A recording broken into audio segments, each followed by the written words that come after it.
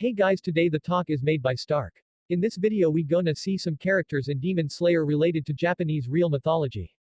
And if you want to save from the demons, please subscribe to us. If it make no sense, show me by hit a like. For those that don't know, much of the mythology tied to Japan is demon or spiritual based, lending itself perfectly for a series like this. As you'd expect from a show about demons, it delves deeply into Japanese mythology, pulling either lightly from it or outright using the creatures. Spider family. In mythology, there is a race of spider-like yokai known as Tsuchigumo. The term is also used in a derogatory sense for renegade clans, fitting considering how unlike a true family they are in the series. Mother Spider, in particular, receiving nothing more than abuse until she meets her end at the hands of our protagonists. This is one of the more loose interpretations, as only half the family seems to take on true spider-like qualities, the males, while the other half appears more human, females. The inspiration is still clearly there, however. Nakame. The mysterious biwa-playing demon is based on the biwa bokuboku, a yokai whose literal head is a biwa.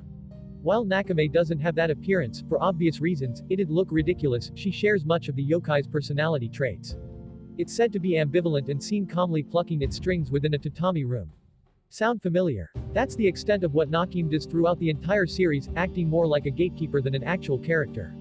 The yokai also laments being seen as useless, something Nakame will never need to worry about. Tongue demon. This demon is only there to get killed in the show, but that doesn't mean its design wasn't found in mythology. He's based on the A4ANIME, a yokai who appears in Toriyama Sekien's book Kazu Hyaki Yagyo. They are known to be filth lickers, creatures who would lick the scum out of bathtubs and bathrooms. They aren't exactly the most intimidating demon around, however, it's fitting for the role the demon plays in the show. They are the bottom of the barrel scum, who are only there to serve others. Yaiba. The tongue demon wasn't the only creature pulled from the mind of Toriyama Sekien, Yaiba coming from his pages as well. He's based on the tenem, creatures that are often blind, having their eyes in their palms rather than the face. They've even made appearances in other forms of media, such as the Pale Man from Pan's Labyrinth and being a boss in the game Cuphead. It's a popular design and one that was altered some for the show, as Yaiba isn't completely blind, but the influences of the tenem are shown throughout his character. Susumaru. Ashura is a name that's made its way into more than a few anime, chief among them in Soul Eater. The name's origins in mythology are that of a demon god, one of the strongest in Buddhism. They have multiple appendages and faces, choosing to solve any problem that confronts them with violence.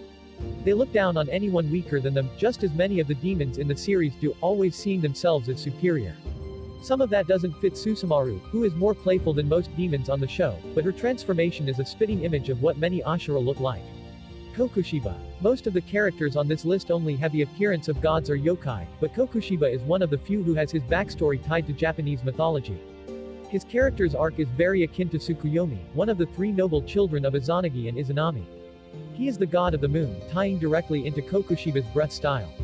More than just that, Tsukuyomi was shunned by Amaterasu after killing fellow god Ukemochi. This plays directly into his relationship with his brother, Yoriichi Sugikuni, both choosing U9. Very different paths from one another and representing the same elements as their respective gods. Mugen. This is the most obvious of any of this list, especially for anyone who knows a little about mythology. Mugen is modeled after Nurari-hyon, the supreme leader of all yokai. Every yokai listens to his every word, never questioning it, as the demons do with Mugen throughout the series. Their personalities are also similar, having a vanity to them, Nurari-hyon showing this through his love for expensive food and Mugen for consistently dressing in a fancy manner. Both are incredibly intelligent as well, a necessity when you are the top of the food chain. The only real difference between the pair is Mugen doesn't have the misshapen head. So that's all guys, as I said before, please subscribe to us to save from demons, because we are the demon slayers. Stark here. Today we gonna see about everything you need to know before watching Mugen Train. Demon Slayer's popularity is so immense that a canon movie